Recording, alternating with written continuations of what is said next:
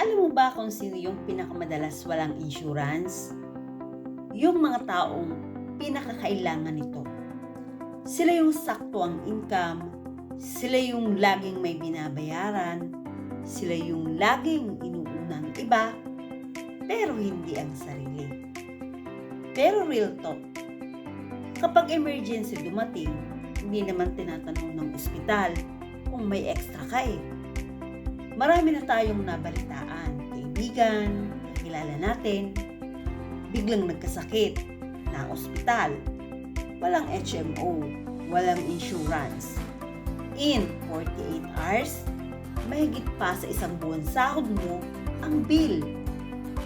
Yung inaayawan niyang gastos noon, yun ang pinakamalaking gastos ngayon. Imagine mo yung inipon mo buong taon, mapunta lang sa ospital. Sakit, di ba? Na-stress ka na sa sakit mo, stress pa ang wallet mo.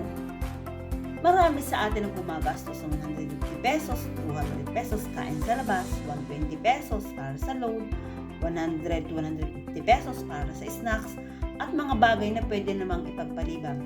Pero pagdating sa 88 pesos per day para sa long-term protection, hindi kayang gawa ng paraan. Biglang ang mahal.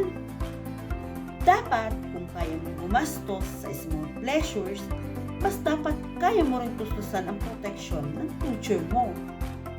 Kung ready ka nang unahin yung sarili mo, comment, info, let me help you start habang kaya pa ng budget mo.